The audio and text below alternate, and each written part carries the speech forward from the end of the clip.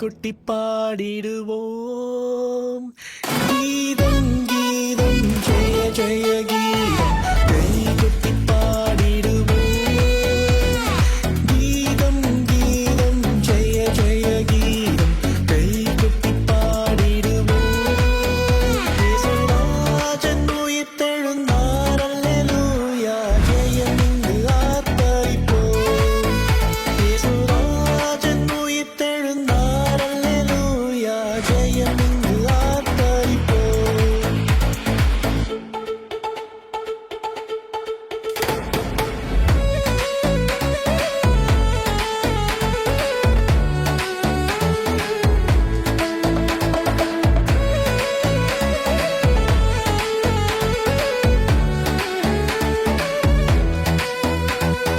பாராதோ கல்லறை மூடின பெருங்கள் புரண்டுருண்டோடுது பார். பாராதோ கல்லறை மூடின பெருங்கள் புரண்டுருண்டோடுது பார். அங்கு போட்ட முத்திரை காவல் நிற்குமோ தேவபுத்திரர் சன்னதி முன். அங்கு போட்ட முத்திரை காவல் நிற்குமோ தேவபுத்திரர் சன்னதி முன்.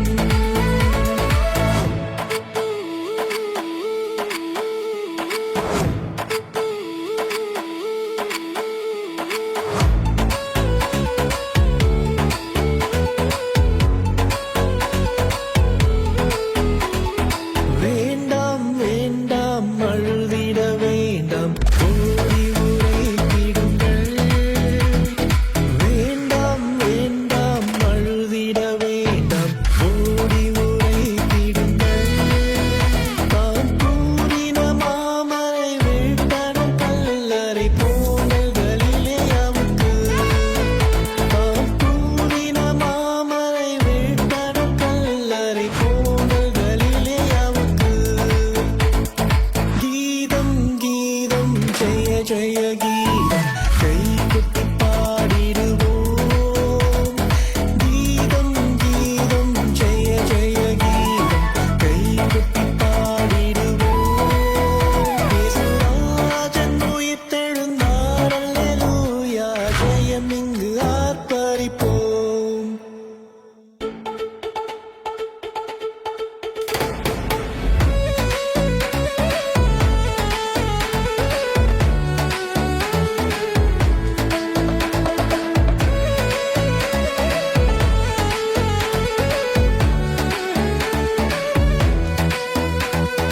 வாசல் வீணைகளை உயர்த்தி நடப்போம் வருகிறார் ஜெய வீரன்.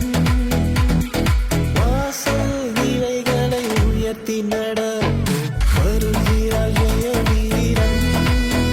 நம் மேல வாத்தியம் கைமணி பூரிகை எடுத்து முழங்கிடுவோம். நம் மேல வாத்தியம் கைமணி பூரிகை எடுத்து முழங்கிடுவோம். கீதம் கீதம் ஜெய ஜெய கீதம் கை கொட்டி பாடிடுவோம். கீதம் கீதம் ஜெய ஜெய கீதம் கை கொட்டி பாடிடுவோம். இயேசுராஜன் உயிர்த்தெழுந்தார் அல்லேலூயா ஜெயம் இங்கு ஆர்ப்பரிப்போம். இயேசுராஜன் உயிர்த்தெழுந்தார் அல்லேலூயா ஜெயம் இங்கு ஆர்ப்பரிப்போம்.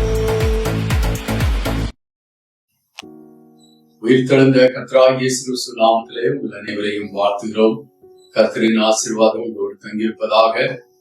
இந்த நாளிலே நாம் ஆண்டவராகிய இயேசு கிறிஸ்து உயிரோடு எழுந்ததை நினைவு கூர்ந்து உலகம் அனைத்திலும் உள்ள திருச்சபைகள் கர்த்தருக்கு நன்றியும் துதியும் ஸ்தோத்திரத்தை எடுத்து தியானங்களை எடுக்கும் போது ஆண்டவரின் ஆசீர்வாதம் நம்மோடு நம்முடைய இந்த தியானத்தையும் கர்த்தர் ஆசீர்வதிக்கத்தக்கதாக இந்த கிங்ஸ் மினிஸ்ட்ரி சார்பாக உங்களை அன்போடு வரவேற்கிறோம்.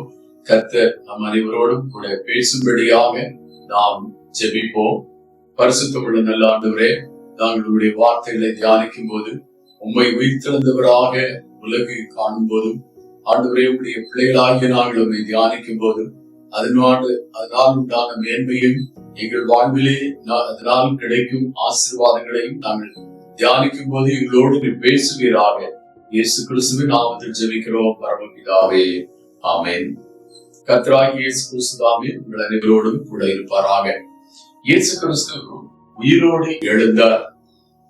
அவர் இந்த பூலோகத்திலே மானிடனாக வந்து சிலுவை பாடுகளை ஏற்க தம்மை ஒப்பு கொடுத்து மனிதனுடைய பாவ பரிகாரியாக அவர் மரித்து சிலுவையிலே தம்முடைய இரத்தத்தை சிந்தி நமக்கு மீட்பை ஏற்படுத்தி அவர் மரித்து அடக்கம் பண்ணப்பட்ட 3ஆம் நாளிலே தாம் சொன்னபடியே உயிரோடு எழுந்தார் என்று நாம் அவருடைய திருவசனத்திலே வாசிக்கிறோம்.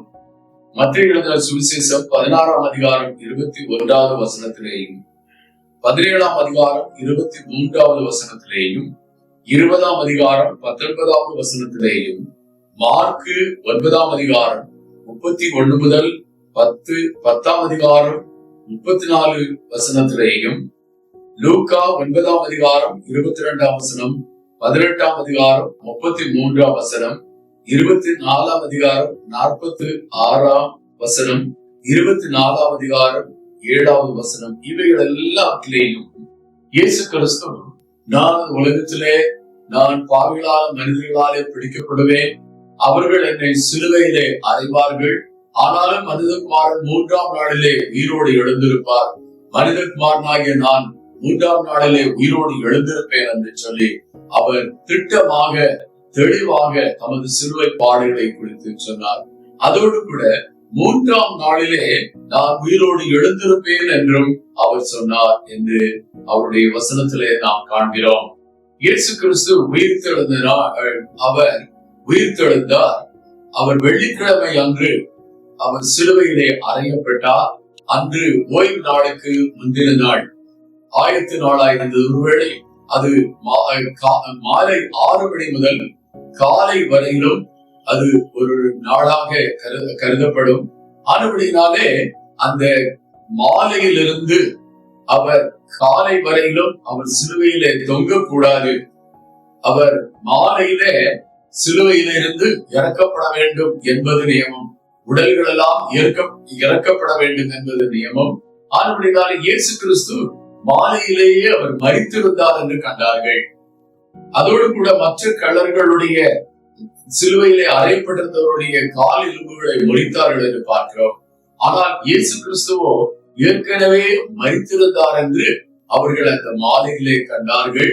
ஆகவே அரிமத்தியா ஊரானாகிய யோசேப்பு பிலாத்துவிடத்திலே சென்று அவருடைய சரீரத்தை அடக்கப்படுவதற்காக கேட்டுக்கொண்டார். ஆனபடினாலே அந்த உத்தரவை பெற்றுக்கொண்டு தாம் புதிதாக விட்டிருந்த அந்த சிலுவையிலே அறையப்பட்ட இந்த கொல்கதா மலையின் அடிவாரத்திலே இருந்ததான ஒரு தோட்டத்தின் அருகிலே இருந்த தமது புதிய கல்லறையிலே அவரை அடக்கம் பண்ணினார் என்று சொல்லி நாம் திருமறையிலே வாசிக்கிறோம். அருமையான ஆண்டவருடைய பிள்ளைகளே, வேதாகமத்திலே நாம் அவர் செய்த எல்லாவற்றையும் அவருடைய அந்த ரட்சிப்பின் கிரியைகள், மீட்பின் கிரியைகள், அவர் செய்ததான சிலுவை மரணம், உயிரோடு எழுந்தது எல்லாம் முன்கூட்டியே எழுதப்பட்டிருந்தது என்று நாம் வேதத்திலே காண்கிறோம். ஏசாயா தீர்க்கதரிசி புத்தகம் 53ஆம் அதிகாரத்திலே அவர் மரித்த போது ஐஸ்வர்யவானோடு இருந்தார் என்று வாசிக்கிறோம். அதே விதமாக ஐஸ்வர்யவானாக இருந்த அந்த அரிமத்தியா ஊரானாகிய யோசேப்புடைய கல்லறையிலே அவர் அடக்கம் பண்ணப்பட்டார் என்பதை நாம் வேத வாக்கியங்களின் அடிப்படையிலே காண்கிறோம். இவ்விதமாக இயேசு கிறிஸ்து நமக்காக பாடுபட்டார், மரித்தார், அடக்கம் பண்ணப்பட்டார், உயிரோடு எழுந்தார், சிலுவையிலே மீட்பை சம்பாதித்தார். அவருடைய உயிர்த்தெழுதல் நமக்கு மிகுந்த நம்பிக்கையை உண்டாக்குகிறது என்று பார்க்கிறோம். 3 நாள் கழித்து அவர் உயிரோடு எழுப்பவில்லை. ஆனால் 3ஆவது நாளிலே வெள்ளிக்கிழமை அவர் அடக்கம் பண்ணப்பட்டார். சனிக்கிழமை அவர் பூமியின் மண்ணிலே அவர் இளைப்பார், அவருடைய சரீரம் இளைப்பாறியது. அடுத்தது 3ஆம் நாளாகிய ஞாயிற்றுக்கிழமை, கர்த்தருடைய நாள் அல்லது அந்த வாரத்தின் 1ஆம் நாளாகிய அந்த நாளிலே அவர் உயிரோடு எழுந்தார் என்று சொல்லி நாம் மத்தேயு எழுதின சுவிசேஷம் 28வது அதிகாரத்திலே வாசிக்கிறோம். அவர் கல்லறை முத்திரையை உடைத்தவராக உயிரோடு எழுந்தார். வானத்திலிருந்து ஒரு தூதன் இறங்கி வந்தார் என்று நாம் பார்க்கிறோம். அவர் பிலாத்துவிடத்திலே சொல்லியிருந்தார்கள், அந்த யூதர்களும் யூத மத தலைவர்களும், அவர் உயிரோடு இருக்கும் போது நான் 3 நாளிலே உயிரோடு எழுப்புவேன் என்று சொல்லியிருந்தார். ஆகவே அவருடைய சீசர்கள் களவாக கொண்டு போய் விட்டு உயிரோடு எழுந்தார் என்று சொல்வார்கள். ஆகவே கல்லறையை பத்திரப்படுத்த வேண்டும் என்று கேட்டுக்கொண்டார்கள். ஆகவே பிலாத்துவின் கட்டளைப்படி மத்திய 27 அதிகாரம் 62 முதல் 66 வசனங்களிலே வாசிக்கிற விதமாக அவருடைய கல்லறையை நன்றாக பத்திரப்படுத்தினார்கள், முத்திரை போட்டு பத்திரப்படுத்தினார்கள் என்று பார்க்கிறோம்.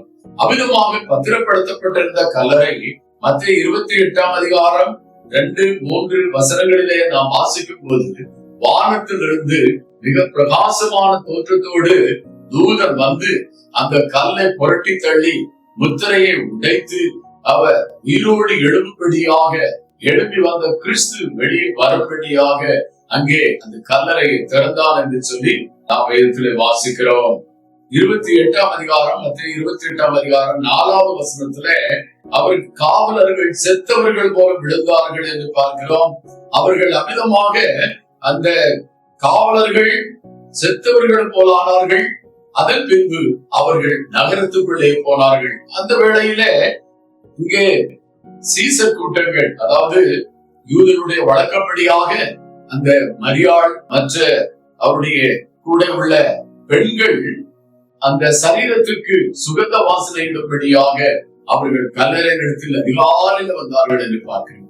அப்போது அந்த தூதன் அவர்களை நோக்கி, நீங்கள் சிலுவையிலே அறையப்பட்ட இயேசுவை தேடுகிறீர்கள், ஆனால் அவர் இங்கே இல்லை, உயிரோடு எழுந்தார், அவரை வைத்த இடத்தை பாருங்கள் என்று அந்த தூதன் சொன்னார். அவர்கள் ஆச்சரியத்தோட போனார்கள். ஆனால் மற்ற சீசர்கள் பார்த்தார்கள். அவருடைய அந்த உண்மையான அந்த உயிர்த்தெழுதலை அவர்கள் உணராதிருந்தார்கள். பின்பு இயேசு காட்சி கொடுத்து தம்மை உயிருள்ளவராக மரியாளுக்கும் மற்றவர்களுக்கும் காண்பித்தார் என்பதை நாம் வேத வசனத்திலே வாசிக்கிறோம். ஆகவே இயேசு கிறிஸ்துவின் இந்த உயிர்த்தெழுதல் நமக்கு ஒரு புது நம்பிக்கையை தருகிறது என்பதை நாம் இந்த உயிர்த்தெழுந்த நிகழ்ச்சியிலிருந்து நாம் பார்க்கிறோம். சிலுவையில் அறையப்பட்ட கிறிஸ்துவை நீங்கள் தேடுகிறீர்கள், ஆனால் அவர் இங்கே இல்லை, தாம் சொன்னபடியே உயிர்த்தெழுந்தார். ஆகவே இயேசு கிறிஸ்து தாம் சொன்னபடியே 3ஆம் நாளிலே உயிரோடு எழுந்தார். அதனாலே ஒரு புதிய நம்பிக்கை அவர்கள் சீசர்கள் மத்தியிலும் இன்னும் அதை வாசிக்கும் நம் ஒவ்வொருடைய வாழ்க்கையிலும், அதை அனுபவிக்கும் நம் ஒவ்வொருடைய வாழ்க்கையிலும் ஒரு புது நம்பிக்கை உண்டாயிருக்கிறது என்பதை பார்க்கிறோம். அடுத்தபடியாக 2வதாக நாம் பார்க்கும் போது இந்த கல்லறையிலே காவல் காக்கப்பட்டிருந்த அந்த காவல் செய்வதர்கள் ஊருக்குள்ளே போனார்கள். ஆனால் பொய்யினாலே உண்மையை மறைக்க அவர்கள் முயற்சித்தார்கள் என்று பார்க்கிறோம். மத்திய 28 அதிகாரம் 11 முதல் 15 வரை உள்ள வசனங்களிலே நடந்த காரியங்களை போய் அவர்கள் பிரதான ஆசாரியரிடத்திலும் அவர்கள் சொன்னார்கள். ஆனால் பிரதான ஆசாரியரோ அவர்கள் மூப்பர்களை எல்லாம் வரவழைத்து ஆசாரியர்களோடு சேர்ந்து அவர்கள் ஆலோசனை பண்ணி அவர்களுக்கு வேண்டிய பணத்தை கொடுத்து, நாங்கள் நித்திரை செய்யும் போது அவர்கள் அவருடைய சீசர்கள் களவாக ராத்திரியிலே கொண்டு போய்விட்டார்கள் அவருடைய சரீரத்தை என்று சொல்லி அவர்கள் சொல்லும்படியாக கற்பித்துக் கொடுத்தார்கள். அதன்படியே அவர்கள் சொன்னார்கள். அதற்கு வேண்டிய மட்டும் பணத்தை கொடுத்தார்கள் என்று வாசிக்கிறோம். லஞ்சம் அங்கேயும் பொய் சொல்வதற்காக கொடுக்கப்பட்டது. பொய் சொல்வதற்காக லஞ்சம் கொடுத்து இயேசுவை களவாக கொண்டு போய்விட்டார்கள் என்று சொன்னார்கள் என்று பார்க்கிறோம். ஆனால் உண்மை வெளியானது. உயிர்த்தெழுந்த கிறிஸ்துவின் காட்சி பொய்யை உண்மையாக்கியது என்பதை பார்க்கிறோம். இன்றும் அவர் காட்சி கொடுத்த அநேகருடைய வாழ்க்கையிலே மனம் திரும்புதலை பெறும்படியாக செய்கிறார். ஆகவே இந்த இயேசு கிறிஸ்து அன்று மாத்திரமல்ல, சீசர்களுக்கு அவர் தம்மை உயிரோடு எழுந்தவராக பலமுறை காண்பித்தார் என்று பார்க்கிறோம். அதே விதமாக இன்றும் அநேகருக்கு அவர் காட்சி கொடுத்து தம்மை உயிருள்ளவராக காண்பிக்கிறார். அவர்கள் வாழ்க்கை மாறுகிறது என்று நாம் அநேகருடைய சாட்சியின் மூலமாக இன்றும் நாம் காண்கிறோம். தீயவர்கள் திருடரும் கொடியவர் கொலைஞரும் இயேசுவில் மாற்றம் பெற்றார். மாறிய மனதுடன் இந்த மங்கள வாழ்வை நீ பெறும்படியாக இயேசுவனை வா என்று பக்தர் பாடுகிறதை கூட நாம் பார்க்கிறோம். ஆகவே இந்த இயேசு உயிர்த்தெழுந்தார், அவர் ஜெயித்தெழுந்தார், சாத்தானின் அதிகாரங்களையும் வல்லமைகளையும் ஜெயித்தெழுந்தார்.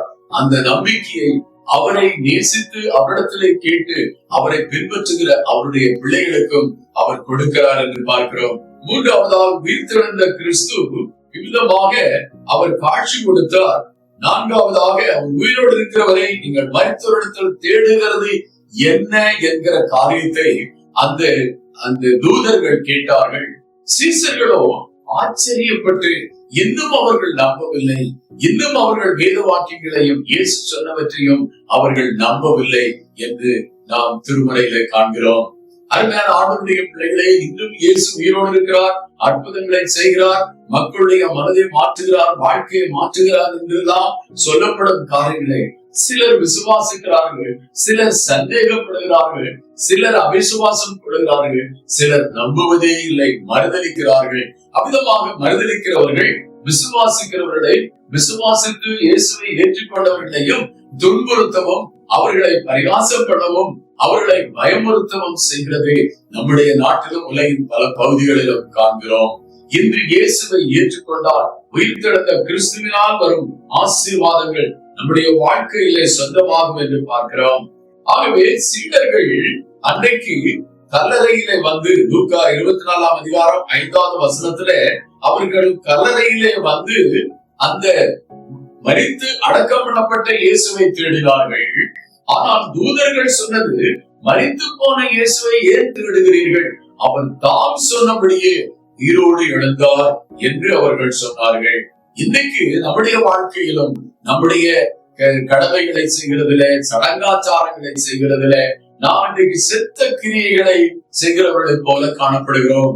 ஆகவே பவுலப்போஸ்தலன் சொல்லுகிறார், எபிரேயர் 6ஆம் அதிகாரம் 1 முதல் 3 வரை உள்ள வசனங்களிலே வாசிக்கும் போது, கிறிஸ்துவை விட்டு சொல்லிய மூல உபதேச வசனங்களை விட்டு செத்த கிரியைகள் ஆகிய கைகளை வைக்குதல், மனம் திருப்புதல், பாவ மன்னிப்பு, நித்திய நியாய தீர்ப்பு, இப்படிப்பட்ட இவைகளின் மேல் அஸ்திவாரம் போடாமல் ஸ்நானங்களுக்கு அடுத்த உபதேசம், கைகளை வைக்குதல், மரித்தோரும் உயிர்த்தெழுதல், நித்திய நியாய தீர்ப்பு என்பவர்களாகிய அஸ்திவாரத்தை போடாமல் பூரணராகும்படி கடந்து போவோமாக.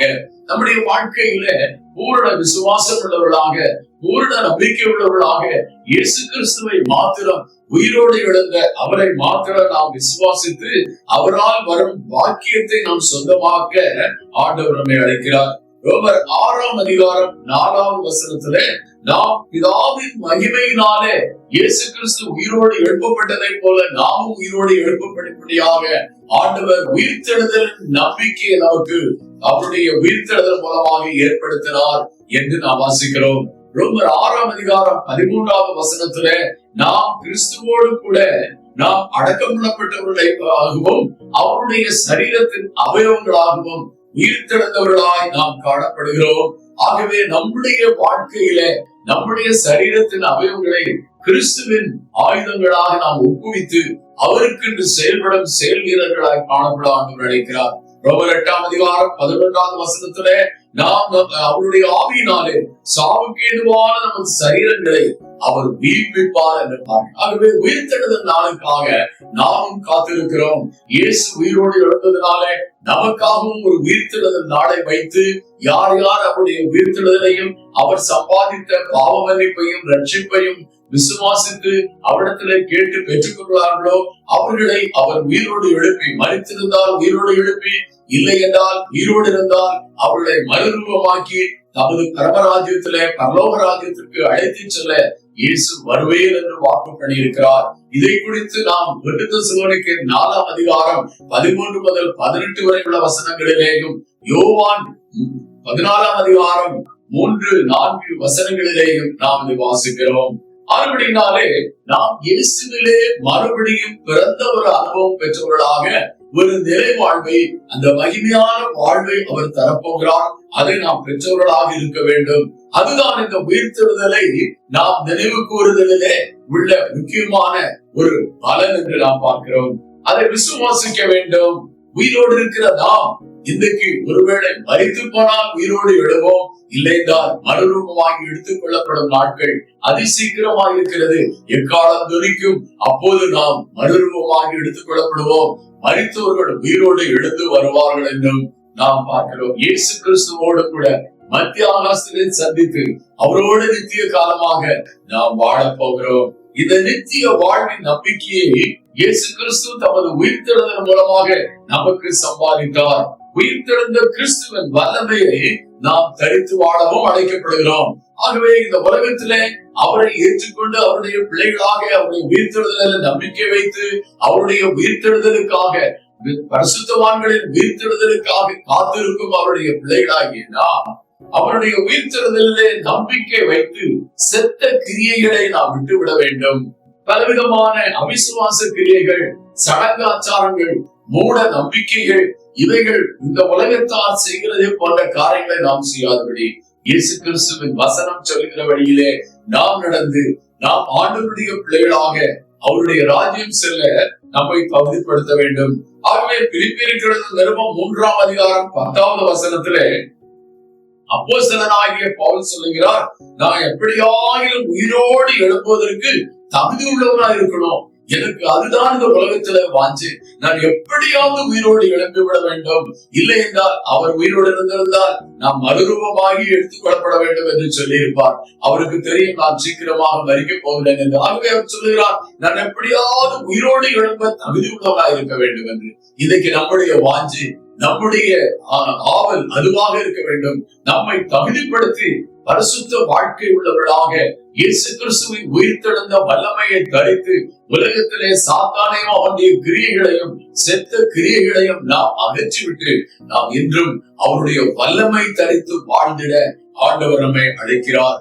ஆகவே நாம் இந்த உயிர்த்தெழுந்த இயேசு கிறிஸ்துவை தியானிப்பதனாலே அவரை ஏற்றுக்கொண்டதனாலே எனக்கு என்ன பலன்? உயிர்த்தெழுந்த கிறிஸ்துவோடு கூட நாம் பரிசுத்தவான்கள் அந்த கூட்டத்திலே சேர்க்கப்படுவோம். இயேசு கிறிஸ்து வரும்போது அவருடைய வருகை அதிசமீபமா இருக்கிறது. அவர் மத்திய ஆகாசத்திலே எக்கால துணியோடு வரும்போது அந்த துணியை கேட்கிற ஒவ்வொருவரும் மறுரூபமாகி இல்லைந்தால் கல்லறைகளிலே அடக்கப்பட்டிருந்தால் அவர்கள் உயிரோடு எழுந்து ஆண்டவரை சந்திக்க செல்வார்கள். அங்கே பரிசுத்தவான்களின் கூட்டத்திலே நாமும் பங்கு பெறுவோம். அந்த மகிமையான புது வாழ்விலே நாமும் பங்கு பெறுவோம். நமக்காக வைக்கப்பட்டிருக்கிற புதிய வானம் புதிய பூமியிலே புதுமையை அடைந்து புது கிருபைகளோடு புதிதான ஜீவன் உள்ளவர்களாக புதிதான வாழ்வு உள்ளவர்களாக அந்த பொன்தளம் போட்ட மகிமையான ராஜ்யத்திலே நாம் நித்தியமாக வாழ போகிறோம். ஆனால் இந்த உயிர்த்தெழுந்த கிறிஸ்துவையும் அவர் சிலுவையிலே சம்பாதித்த அந்த மீட்பையும் உதாசீனம் செய்து அதை கேட்டு தங்கள் பாவங்களை அறிக்கை செய்து அவரிடத்திலே மன்னிப்பை பெறாத மக்கள் நரகாக்கினையை பெறுவார்கள் என்று அவருடைய வசனம் திட்டமாக சொல்லுகிறது. பிசாசோடும் அவனுடைய தூதரோடும் நியாயம் தீர்க்கப்பட்டு அவர்களும் அந்த நித்திய அக்கினியிலே பங்கடைவார்கள் என்று அவருடைய வசனம் தெளிவாக சொல்லுகிறது. ஆகவே அந்த பரிசுத்தருடைய நாட்டிலே பரம ராஜ்யத்திலே பரிசுத்த ஆடை அணிந்து சதா காலங்களிலும் நித்திய காலமாக வாழும்படியாக உயிர்த்தெழுதலின் நம்பிக்கையை ஆண்டவர் நமக்கு ஏற்படுத்தினார்.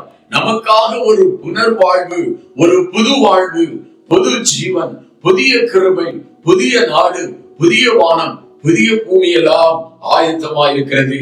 இந்த மகிமை வாழ்வை இயேசு தமது சிலுவை மரணத்தின் மூலமாகவும் உயிர்த்தெழுதல் மூலமாகவும் நமக்கு உண்டாக்கினார். ஆகவே அருமையான ஆண்டவருடைய பிள்ளைகளே, அனுதினமும் நாம் அவருடைய வசனத்தை தியானித்து அவரோடு ஜெபத்திலே நேரத்தை செலவிட்டு நம்முடைய வாழ்க்கையை தூய்மையாக காத்துக்கொண்டு இயேசுவின் வருகை அதிசீக்கிரமாக நடைபெறவிருக்கிறதுனாலே, அடையாளங்கள் நடந்து கொண்டிருக்கிறதுனாலே, அவர் சொன்ன யுத்தம், பஞ்சம், கொள்ளை நோய், பூமி எதிர்ச்சிகள் பல இடங்களிலும் ஜனத்துக்கு விரோதமா ஜனம், ராஜ்யத்துக்கு விரோதமா ராஜ்யம் எழும்பும் என்ற வசனத்தின்படி இன்றைக்கு நடந்து கொண்டிருக்கும் இந்த காலங்களிலே நாம் இவைகளை காணும்போது நம்மை எச்சரிக்கையோடு நம்மை காத்துக்கொண்டு ஜெபம் பண்ணி விழித்திருங்கள் என்று லூக்கா எழுதின சுவிசேஷம் 21ஆம் அதிகாரத்தில் சொல்லியிருக்கிறதாக நாம் ஜெபித்து விழித்திருக்கிறவர்களாக காணப்பட உயிரோடு எழுந்த கிறிஸ்து நமக்காக ஏற்படுத்தியிருக்கிற அந்த மகிமை ராஜ்யத்திலே பிரவேசிக்க நம்மை தகுதிப்படுத்திக் கொள்ள ஆண்டவர் தாமே கிருபை செய்வாராக. நாம் ஜெபம் பண்ணி விழித்திருப்போம், ஆயத்தமாயிருப்போம். இந்த உயிர்த்தெழுந்த கிறிஸ்துவின் வல்லமையை தரித்து கிறிஸ்துவுக்கு பிரியமில்லாத கிரியைகளை அகற்றிவிட்டு சாத்தானையும் அவனுடைய அதிகாரங்களையும் அவருடைய எல்லா கிரியைகளையும் ஒழித்து விட்டு ஆண்டவருக்கு பெருமையாக வாழுவோம். அவருக்காக ஊழியம் செய்வோம். அவருடைய ஊழியத்திற்கு என்று நாம் உதவி செய்ததை தாங்குவோம். அவருடைய ராஜ்யம் கட்டப்படும். இயேசு சீக்கிரமாய் வரப்போகிறார். நாம் அவரை சந்திக்க ஆயத்தமாயிருப்போம். கர்த்தரின் கிருபை உங்கள் அனைவரோடும் தங்கியிருப்பதாக. ஆமென். இந்த உயிர்த்தெழுந்த கிறிஸ்துவை அறிவிக்கும் பணியிலே நாங்களும் காணப்படுகிறோம். இன்றைக்கு அநேக மக்கள், இயேசுவை அறியாத பின்தங்கிய மக்கள் ஆண்டவராகிய இயேசு கிறிஸ்துவை அறிந்து கொள்ளும்படியாக மிகவும் பின்தங்கிய இடங்களிலே இந்த நற்செய்தி அறிவித்து வருகிறோம். அதற்காக நீங்கள் ஜெபித்து தாங்க உங்களை அன்போடு கேட்டுக்கொள்கிறோம். கர்த்தரின் கிருபை உங்களோடு நிறைவாக தங்கியிருப்பதாக. ஆமென். ஜெபம் செய்வோம்.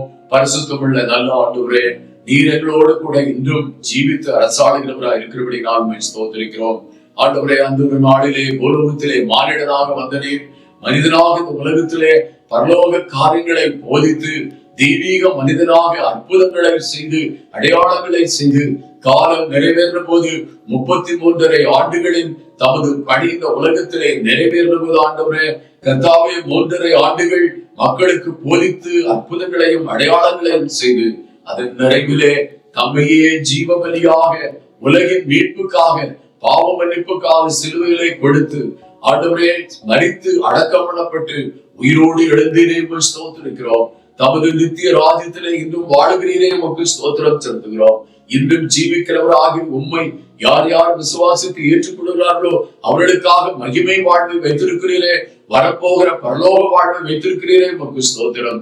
இந்த வாழ்வுக்கு ஒவ்வொருவரும் நாங்கள் சொந்தமாகி நன்றி உள்ளவர்களாக அது எங்கள் வாழ்க்கைக்கு சொந்தமாகி உம்முடைய 2ஆம் வருகையிலே எடுத்துக்கொள்ளப்பட மறுரூபமாகி எடுத்துக்கொள்ளப்பட ஆயத்தம் உள்ளவர்களாகவும் புதிய வாரம் புதிய பூமியில வாழ தகுதி உள்ளவர்களாகவும் ஒவ்வொருவரும் தங்களை தகுதிப்படுத்திக் கொள்ள, தங்கள் ஜீவியங்களை பரிசுத்தமாய் காத்துக்கொள்ள, உயிர்த்தெழுந்த வல்லமை தரித்து வாழ, சாத்தானும் அவனுடைய அதிகாரங்களை ஜெயித்து வாழ ஆண்டவர் அருள் புரிந்தல்ல வேண்டும் என்று இயேசு கிறிஸ்துவின் இனிமையான நாமத்தில் வேண்டிக் கொள்கிறோம். பரிசுத்தம் உள்ள பரம தந்தையே, ஆமேன்.